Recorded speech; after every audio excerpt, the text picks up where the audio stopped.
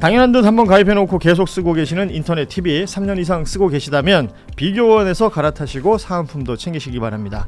인터넷 TV 신규 가입 시 52만원, 휴대폰 구입 시 최대 50만원, 정수기 렌탈 시 최대 30만원, 이렇게 다 합치면 최대 132만원의 혜택을 만나실 수가 있습니다.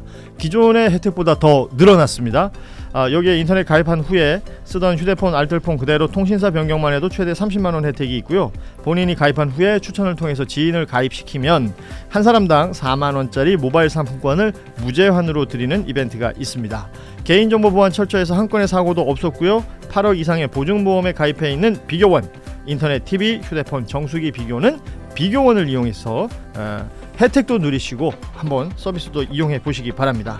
자세한 내용은 1670-2571 전화로 상담 신청하시거나 아니면 더보기에 있는 링크 이용해 주시거나요. 또 네이버에 비교원 검색하셔도 상담 신청이 가능하니까 많이들 이용해 주시기 바랍니다.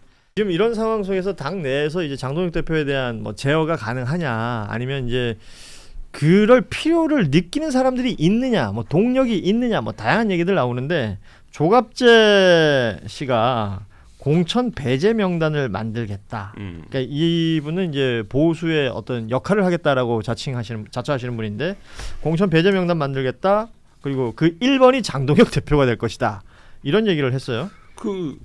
극우화되고 있다고 보는 것 같아요. 실제로 이제 보수 이데올로그라고 우리가 부르는 사람들은 유럽의 극우 정당들이 어느 날 갑자기 뭐 제1당이 되고 제2당이 되는 게 아니거든요. 그러니까 예를 들면 내부에 굳건한 시스템이 있는데 이 굳건한 시스템을 파괴하는 외부 세력이 등장한다. 아까 음모론의 서사구조가 있는 것처럼 극우 정당의 흥망성쇠에도 서사구조가 있는 거거든요. 근데 지금 장동혁 대표가 올라타고 있는 건 우리가 구축해온 선거라고 하는 제도의 시스템이 결국엔 부정이고 부실이고 공격당했다. 그래서 이걸 극복해야 된다. 이 논리까지 동의하는 사람들 까지를 데리고 자기 정치 자산화해서 내가 이 정당에서 영향력을 행사하고 먹을 수 있다. 그러니까 지금 생각하면 굉장히 허무맹랑해 보이지만 독일의 극우 정당이 지금 제1당이에요. 그 당이 굉장히 오랫동안 고전했지만 결국 그렇게 됐고 프랑스는 지금 극우 정당이 집권을 바라보고 있어요. 그럼 우리가 생각을 할 때 야, 유럽이 훨씬 우리보다 이성주의나 이런 거에 훨씬 오래된 정치 역사를 갖고 있는데 10수년 만에 저렇게 되냐. 유럽은 뭐가 있었던 겁니까?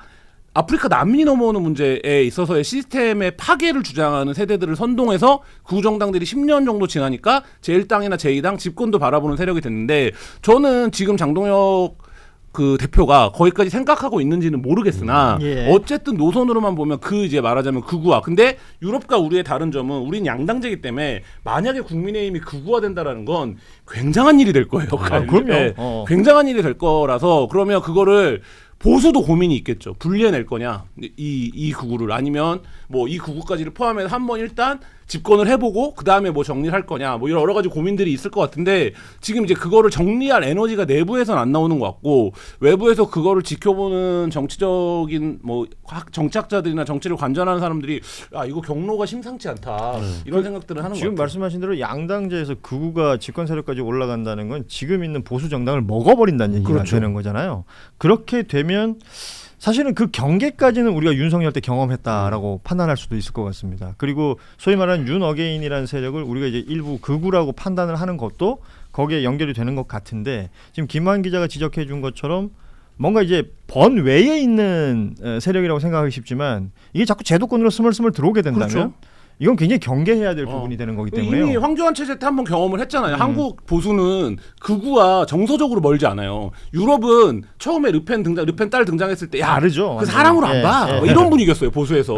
근데 성장했다고요. 근데 한국 극우는 정강훈 목사님이라고 아직도 부르고 선생님이라고 부르고 전한길이랑도 친하고 막 이렇다고요. 그러니까 이게 거리가 가깝기 때문에 굉장히 발화점은 낮을 수도 있다라는 생각이 들어요. 그러니까 장동혁 대표가 그거를 계속 불쏘시개처럼 쑤시고 있는 게, 지금 오늘 볼 때는 뭐 이상한 사람처럼 보이지만 먼 훗날 보면 우리가 그때 시작해서 여기까지 왔다, 이런 시작점으로 본인은 생각하고 있는 것 같아요. 이거는 뭔가 이제 좀 뭐랄까 이제 연구해봐야 될, 그리고 또 토론을 해봐야 될 어떤 아이템이 될 수도 있을 것 같습니다. 관련 이야기는 저희가 또 차차 하도록 하고. 저 그 선관위 특검법에서 한마디만 해도 될까요? 그래 보세요. 네, 다른 게 아니라 저는 이제 헌법행정법, 그러니까 공법에 행정 조직에 관심 있는 사람 입장에서 선관위 특검법이 굉장히 사실은 불필요한 법이라고 생각을 하거든요. 왜냐하면 우리가 특검이라는 게 굉장히, 그러니까 이제 익숙해진 시대가 돼버렸어요. 그렇죠. 예. 근데 특검은 왜 하냐 하면 검찰이 수사하기 부적당한 사건이니까 특검을 하는 거예요. 예. 대한민국 1호 특검은 김태정 검찰총장에 대한 옥로비? 수사였어요. 네. 그렇기 때문에 그리고 이제 그 조폐공사 그 그렇죠. 파업 유도 사건. 그러니까 이게 다 검사들이 저지른 범죄니까 특검이 필요한 거예요.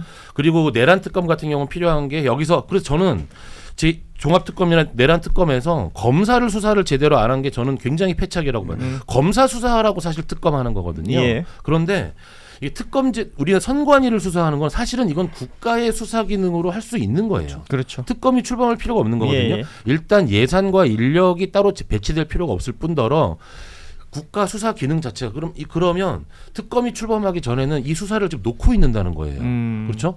예, 누가 어떤 수사기관이 지금 선관위를 수사를 하겠어요. 예. 증거들은 지금 날아가고 있는 거고, 그러니까 특검으로 무조건 수사하는 게 좋지만은 않다. 그렇죠. 그래서 언제부턴가 특검 예. 만능이 됐다는 부분에 대해서 예. 비판이 있는 거죠. 예, 선관위 수사는 사실 특검을 출범시킬 필요가 없는 수사예요, 이게. 지금 있는 수사기관 뭐 예를 들어 경찰이라든지 예, 경찰, 충분히 할수 검찰이 있다. 충분히 예. 할 수 있는 수사죠. 예. 이 지적도 새겨 들어야 될 부분으로 보이고요. 특검 얘기를 하셨으니까 종합특검 관련해서 조금 보자면 종합특검 2차 종합특검의 수사기간을 연장하는 이 법률 개정안 표결 상황이 좀 뭐 뉴스 통해서 나오고 있고 종합특검 수사를 두고 이게 계속 연장하는 것에 대해서 국민의힘은 비판을 하고 있습니다. 그러면서 혈세 낭비다. 반값에만 64억 원을 썼다.